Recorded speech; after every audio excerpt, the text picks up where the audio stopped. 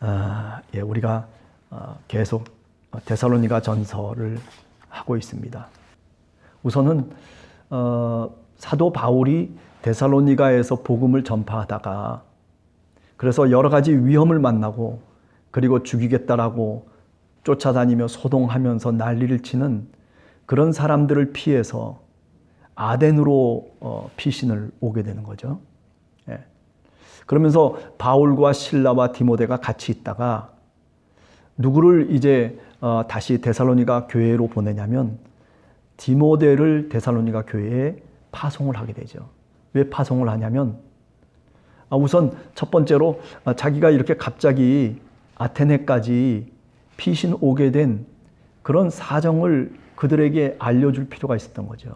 여러 가지 어려운 상황들 때문에 여기까지 피신해 왔다는 거죠. 그러나 늘 바울의 마음속에는 어떤 마음이 있었냐면 저 데살로니가 교인들을 두고 온 목회자의 마음이죠. 사랑의 마음, 정말 그들의 얼굴을 보고 싶고 그리고 그들과 함께 같이 고난을 당하고 그리고 한시라도 그들에게 다시 가고 싶은 마음이 간절했던 거죠. 그래서 디모데를 파송을 한 겁니다. 디모데가 데살로니에 갔다가 이제 데살로니가 교인들을 위로하고 그리고 그 교인들이 정말 그리스도 안에서 바울이 없는데도 불구하고 얼마나 아름답게 신앙이 성장했는지, 오히려 마케도니아와 아가야라고 하는 그리스 전 지역에 이 데살로니가 교회가 믿음의 본을 보였다는 거예요. 그래서 뭐라고 얘기하냐면 믿음의 역사와 사랑의 수고와 그리고 소망의 인내가 그 교회 속에 충만하게 역사했다라고 그렇게 평가를 하면서 디모데가 바울에게 돌아온 거죠. 바울이 아마 고린도에 있었을 때 디모데가 다시 그 소식을 갖고 그에게 돌아오게 됩니다. 그래서 바울은 얼마나 힘들고 그리고 얼마나 안타까운 마음을 갖고 그리고 얼마나 애타게 그 데살로니가 교회를 향해서 기도했는지 모르거든요. 오늘 3장 마지막에 보면 사도 바울의 기도가 나와요. 데살로니가 교인을 향한 사도 바울의 기도. 그게 11절에서부터 13절까지 내용이죠. 하나님, 우리 아버지, 우리 주 예수 그리스도는 우리가 너희에게 갈 수 있는 그 길을 열게 하시오며 주께서 우리가 너희를 사랑함과 같이 너희도 피차간의 모든 사람들 속에서 사랑이 이같이 더욱 넘치게 하기를 원하노라. 그러면서 간절한 마음으로 사도 바울이 기도를 하거든요. 그런 마음이죠, 사실은.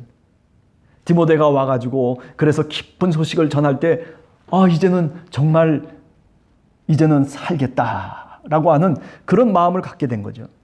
3장 8절에 보면 그런 얘기가 나온단 말이죠. 그러므로 너희가 주 안에 굳게 선즉 우리가 이제는 살리라. 이건 바울의 심정을 그대로 나타내고 있는 말하자면 표현이라고 그렇게 말씀드릴 수가 있습니다.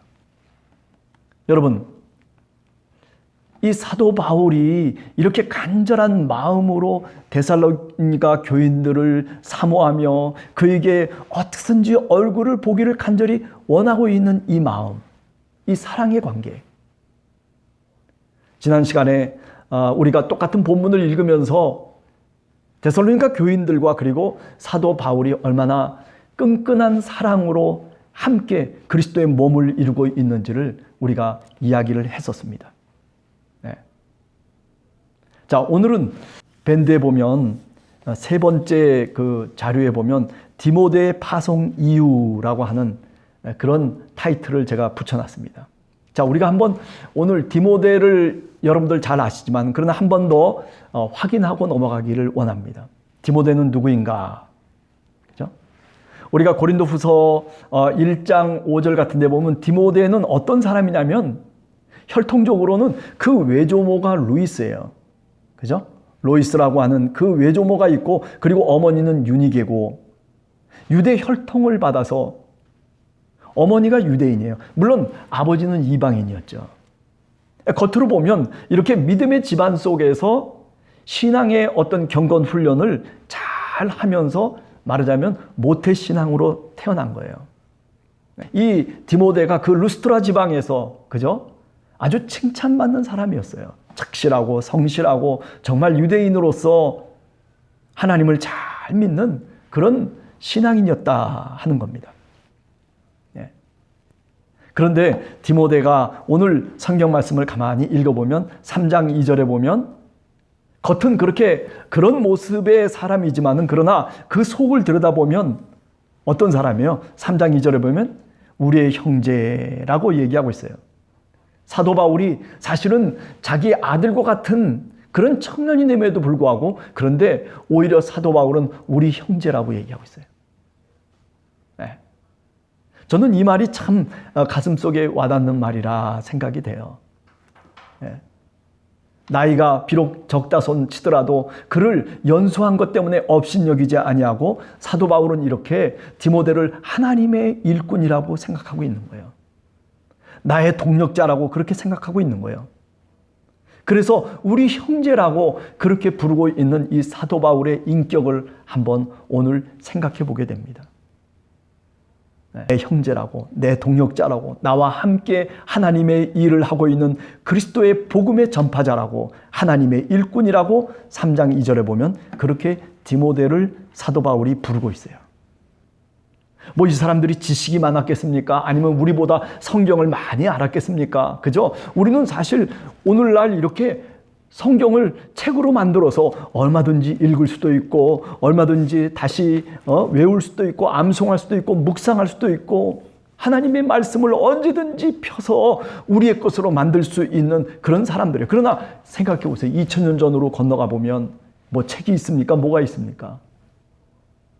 사실은 지식적으로나 또는 우리가 경험적으로나 어찌 보면 그리스도의 복음의 증거자로서 살 수 있는 그런 자격과 여건이 우리들에게 더 많은 거죠. 그런데도 불구하고 우리는 어쩌면 복음의 전파자로서 복음의 증거자로서의 삶을 오늘도 살아가고 있지 못하는 우리의 모습을 다시 한번 깨닫게 됩니다. 나를 하나님의 일꾼이라고 그렇게 여러분 스스로 혹시 생각해 보신 적은 있으십니까? 아니 또 우리의 교회 속에 저 사람은 하나님의 일꾼이라고 그렇게 지목할 수 있는 사람이 과연 얼마나 되겠느냐라고 하는 거죠. 예수를 믿는 사람은 많고 그리고 교회 다니는 사람들은 많이 있지만은 그러나 이렇게 그리스도의 복음을 증거하고 그리고 하나님의 일꾼이라고 그렇게 칭함을 받고 그렇게 지목할 수 있는 사람이 우리 주변에 얼마나 되는지. 그렇기 때문에 기도의 제목 하나가 생겨요. 그건 뭐냐면 주님, 우리 함께하는 교회 성도들 한 사람 한 사람이 그리스도의 복음을 증언하고 전파할 수 있는 그런 하나님의 일꾼이 되게 하여 주시옵소서. 아니 자기 스스로 정체성을 갖고 내가 바로 하나님의 일꾼이라고 하는 그런 정체성을 갖고 교회 생활을 하고 신앙 생활을 할 수 있는 디모데와 같은 그런 성도들 우리 모두가 될 수 있도록 하나님 성령의 충만한 능력을 주시옵소서. 어쩌면 이런 기도를 우리가 해야 되고 그리고 할 수밖에 없다는 사실입니다. 자, 그 다음에 두 번째는 뭐예요? 3장 2절에 똑같이 나오고 있습니다. 어떤 얘기가 나옵니까? 너희를 굳건하게 하고 너희 믿음에 대하여 위로함으로 2절에 그런 말씀을 하고 있어요. 디모데는 어떤 사람인가 하면 교회를 굳건히 세우는 사람이에요. 네. 여러분 어떻게 해야지 우리가 함께하는 교회를 더 믿음이 굳건한 사람들이 모여서 같이 함께 교회를 세워나갈 수 있을까요? 그 방법은 뭐 다른 것 없어요. 사실은 어떻게 보면 제일 먼저 해야 될 일은 뭐냐면 정말 기도하는 겁니다. 간절한 마음을 갖고 소원을 갖고 그리고 교회를 향한 사랑하는 마음을 갖고 정말 우리의 교회가 굳건하게 흔들리지 아니하도록 하나님이 세우시기를 간절하게 기도하는 마음. 여러분들 기도하실 때 꼭 교회를 위해서 기도해 주시기 바랍니다. 그 다음에 믿음을 위로하는 거예요. 믿음의 위로자들이에요. 믿음이라고 하는 것은 그저 단순하게 뭐 추상적인 개념이 아니라고 제가 지난 시간에도 말씀을 드렸어요. 그죠? 이거는 믿음이라고 하는 것은 일을 하는 거예요. 믿음으로 역사하는 거예요. 믿음 속에는 수고로움이 있는 거예요. 예? 그러다 보면 여러 가지 어려운 일들도 부닥치고 그리고 믿음으로 건너야 될 다리들이 있잖아요. 근데 여기 보면 바로 그런 믿음의 위로를 주는 사람이 누구냐면 디모데라고 얘기하고 있어요.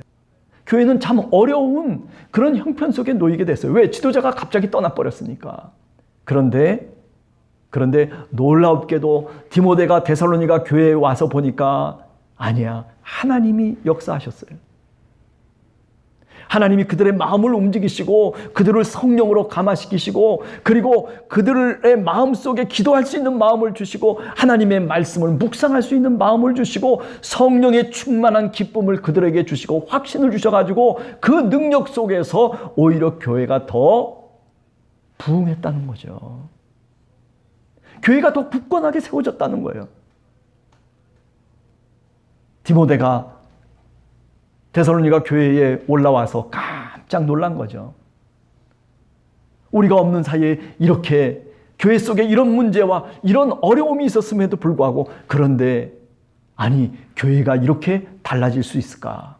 말이 달라지고 행동이 달라지고 그들이 우상을 버리고 그 잡다한 신들을 다 버리고 그리고 오직 하나님만을 섬기며 예수 그리스도를 믿는 그런 신앙인이 됐다는 거예요. 아니 자신의 삶을 하나님의 말씀에 복종시키면서 그리고 버려야 될 것을 버리고 거룩함 속에서 마땅히 행해야 될 것을 행하는 그런 윤리적으로 도덕적으로도 나무랄 데 없는 그런 신앙인이 됐다는 거예요.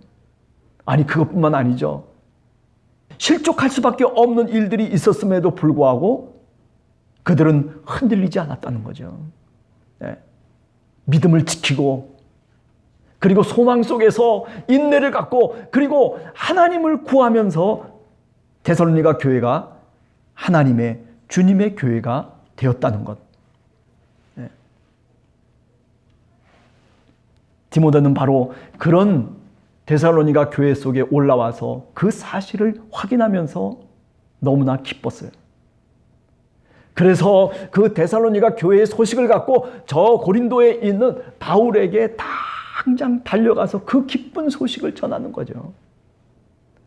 바울 선생님. 네? 이렇게 어려운 상황 속에서도 데살로니가 교인들이 이렇게 교회가 오히려 더 부흥하고 그리고 정말 그 환난과 어려움 속에서도 성령의 능력과 큰 역사를 이루면서 그러면서 이렇게 되었다라고 교회가 이렇게 되었노라고 그렇게 소식을 전하는 거죠. 기쁜 소식이었죠. 우리가 오늘 데살로니가전서 2장 10절에 보면 이런 말이 있어요. 우리가 너희 믿는 자를 향하여 어떻게 거룩하고 옳고 흠없이 행하였는지에 대하여 너희가 증인이요 하나님도 그러하시도다. 그런데 마귀는 이것과는 정반대를 우리들에게 말하자면 시도하는 거죠. 거룩하지 못하게 하고 옳지 못한 일을 행하게 하고 예? 흠이 있도록 그렇게 우리들을 유혹하고 그리고 우리를 그 시험 속에 빠뜨릴 때가 많아요. 믿음의 사람들이 좀 더 온전한 신앙을 갖고 그리고 거룩하신 그 모습대로 예수 그리스도가 걸어가셨던 그 길들을 우리가 우리 마음속에 그리면서 살아가야 되는데 그런데 그렇지 않고 내 뜻대로 내 마음대로 내 정욕대로 내가 원하는 대로 그러다 보니까 어떻게 돼요? 점점 더 예수님의 그 길에서부터 멀어져 갈 수밖에 없는 그런 모습으로 우리를 시험하고 우리를 유혹하는 자가 누구냐면 바로 사탄 마귀인 것이죠. 네. 그런데 이 사탄 마귀는 누구를 통해서 역사하는 거예요? 나 사탄이고 나 마귀다 해가지고 우리 속에 들어오는 것이 아니라 사람을 통해서 역사하는 거예요. 그죠? 어떤 사람이 교회 속에 들어와 가지고 은근히 교회를 비난하기도 하고, 또는 뭐 어떤 사람을 네 탓이라고 얘기하기도 하고, 또 교회 속에 들어와 가지고 그럴듯한 것 같은데, 근데 나중에 보면 전혀 다른 이야기들을 하게 되는 경우들이 많죠. 교회 속에는요, 이런 사람들이 종종 나타나기도 해요. 그런데 놀라운 것은 데살로니가 교회 속에 이런 일들이 없었다는 거예요. 예? 복음 전파하고, 그리고 복음의 수고와 땀을 흘린 것이 헛되게 될 수 있는 가능성이 말하자면 있는데도 불구하고, 그런데 오늘 3장 5절에 보면, 그런데 그 수고가 헛될 줄 알았는데, 그런데 보니까 그게 아니더라는 거죠. 예? 하나님이 하신 일이에요. 예. 사실 이 디모데라고 하는 사람은요, 데살로니가에도 어려운 그런 환경 속에서 파송했지만은 고린도 교회에도 파송을 했어요. 고린도전서 4장 17절이라든지 또는 16장 우리가 10절과 11절을 보면 바울이 좀 문제가 있고 저쪽 교회에 어떤 어려움이 있으면 항상 누구를 보내냐면 디모데를 보내요. 예. 빌립보 교회도 마찬가지예요. 빌립보서 2장 19절에서 24절에 보면 바로 이 디모데가 파송되는 거예요. 예. 이런 사람이 정말 하나님의 일꾼이죠. 저와 여러분이 이런 디모데 같은 주님의 종이 되시기를 간절히 주님의 이름으로 축원합니다. 예. 자, 그 다음에 네 번째 밴드의 자료를 보시면 유대인의 죄악 목록, 제가 이렇게 타이틀을 정했어요. 2장 15절에서부터 16절을 보세요. 한번 읽어보면 이렇습니다. 유대인이에요. 주 예수와 선지자들을 죽이고 우리를 쫓아내고 하나님을 기쁘시게 하지 아니하고 모든 사람에게 대적이 되어 우리가 이방인에게 말하여 구원받게 함을 그들이 금하여 자기 죄를 항상 채우며 노하심이 끝까지 그들에게 임하였느니라. 네. 이렇게 돼서는 안 될 것 같다는 생각이 들어요. 네. 유대인이 얼마나 사실은 하나님이 선택한 백성입니까? 그런데 오늘 바울이 저 데살로니가 교회 속에서 불량배 유대인들, 잘못된 유대인들, 그죠? 악한 유대인들을 바라보면서 이런 생각을 하고 있는 거예요. 아니, 어쩌면 저렇게 악할 수가 있을까? 어쩌면 저렇게 저들이 이렇게 복음 전파를 방해하면서, 회방하면서, 핍박하면서 교회되지 못하게 만드는 그런 사람들. 그게 바로 유대인들이죠. 그죠? 유대인들의 죄악 목록을 쭉 나열합니다. 첫 번째는 주 예수와 그리고 선지자들을 죽였다는 거죠. 누가 예수 그리스도를 죽였습니까? 유대인이 죽였습니다. 우리 사도신경에 보면 누가 예수를 죽였어요? 그죠? 빌라도가 예수를 십자가에 처형해서 죽였다. 그렇게 돼 있지만은, 그러나 오늘 이 데살로니가 전서를 보시면은 그 사도신경이 생기기 이전에 많은 기독교인들은 어떤 식으로 생각하고 있냐면 예수 그리스도를 죽인 자는 누구냐면 바로 유대인이에요. 그들은 구약에 나오는 선지자들을 죽인 것처럼 바로 우리의 주님이신 예수 그리스도를 죽였다. 죄악 목록 제1호예요. 그 다음에 두 번째는 뭐예요? 두 번째는 기독교회와 성도들을 쫓아냈어요. 어디서 쫓아낸 거예요? 회당과 그리고 자신의 나라 속에서 쫓아내버렸어요. 우리가 사도행전 6장 7장을 지나가면서 그저 쭉 초대교회의 역사를 공부했잖아요. 그때 우리가 알고 있는 내용이 뭐예요? 히브리파, 헬라파가 구제 문제 때문에 서로 다툼이 있었고, 그리고 거기서 7 집사가 선택되어지고, 그리고 스테반이라고 하는 사람이 그 헬라파 유대 기독교인의 지도자였는데, 그런데 그가 죽음으로 인해서 어떻게 되냐면 뿔뿔이 다 헬라파 유대 기독교인들이 흩어지잖아요. 그래서 구브로로도 가고, 또 저 시돈으로 가고, 또 뭐 저 지중해 연안으로 갔다가 다시 어디로 모이게 돼요? 다 안디옥이라고 하는 수리아 안디옥 도시에 모이게 되는 거죠. 그렇죠? 그러면서 어떤 일들이 벌어지냐면 회당에서 바로 쫓겨나는 거예요. 아니, 그 팔레스틴이라고 하는 그 이스라엘 나라에서부터 기독교 때문에, 예수를 믿는다는 것 때문에 결국 성도들이 다 쫓겨나고 버리고 마는 그런 일들을 경험했거든요. 안디옥 교회 속에서 바로 그 소식을 듣고 그 역사적인 배경들을 사도 바울이 누구보다도 잘 알고 있어요. 그렇기 때문에 유대인들의 죄악 가운데 하나가 뭐냐면 교회를 핍박했다는 거예요. 그 다음에 세 번째 죄악 목록이 뭐예요? 하나님의 기쁨이 되지 못했다. 여러분들 생각해 보세요. 15절에 보면 하나님을 기쁘시게 하지 아니하고 그렇게 됐잖아요.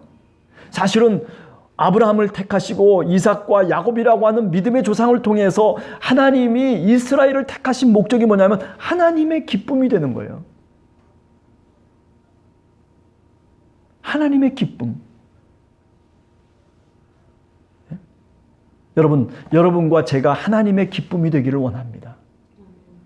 내가 무슨 말을 하든지 또는 내가 어떻게 신앙생활하든지 우리의 함께하는 교회가 하나님의 기쁨이 되는 교회. 여러분들 한 사람 한 사람이 하나님이 기쁨이 되는 신앙인, 하나님이 기쁨이 되는 목사님, 하나님의 기쁨이 되는 장로님, 하나님의 기쁨이 되는 권사님, 하나님의 기쁨이 되는 집사님, 하나님의 기쁨이 되는 우리 모두, 하나님의 기쁨이 되시기를 간절히 주님의 이름으로 축원합니다. 아브라함과 이삭을 택하시고 야곱을 택하신 목적이 뭐라고 성경 속에 얘기하면 열방의 아버지가 되게 하기 위해서라는 거 아니겠어요?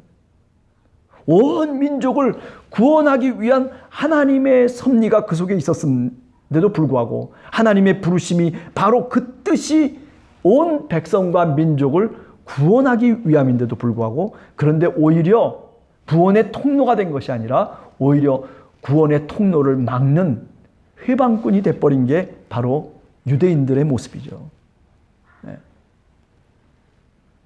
그래서 많은 사람들의 대적자가 돼버리고 만 거예요. 반대자가 돼버리고 만 거예요. 그래서 이방인이 구원받는 것을 회방하고, 그리고 또 이방인이 구원받는 것을 방해해버리고 마는 그런 하나님의 대적자를 얘기하는 거죠. 하나님의 대적자. 모든 사람의 대적자라고 하는 그것을 넘어서서 하나님의 대적자가 돼버리는 거예요. 이게 바로 유대인들의 죄악이에요. 그래서 어떻게 얘기합니까? 16절에 들어가서 보면 자기들의 죄를 채워 넣었다는 거예요. 자기들의 죄를 더 쌓고 더 쌓고 더 쌓다는 거예요. 그래서 결국 하나님의 진노와 심판이 임하게 되었다라고 그렇게 말하고 있는, 그 하나님의 진노와 심판이 임했다는 그 사건의 표대가 뭐냐면 바로 십자가 사건이죠. 그죠? 하나님을 죽이는 그런 엄청난 죄악, 그것은 씻을 수 없는 죄악이죠.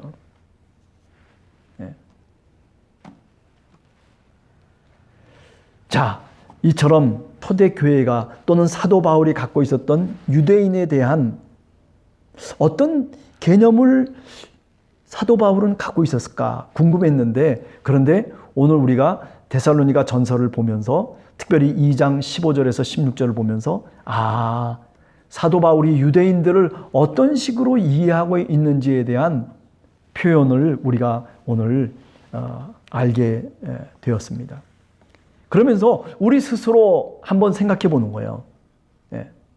하나님 앞에, 그죠? 하나님의 기쁨이 되는 그런 우리 성도들이 되기를 간절히 주님의 이름으로 축원합니다. 감사합니다. 오늘 여기까지만 하고 또 다음 시간에 디모데가 전해온 소식에 대해서 한 번 더 생각을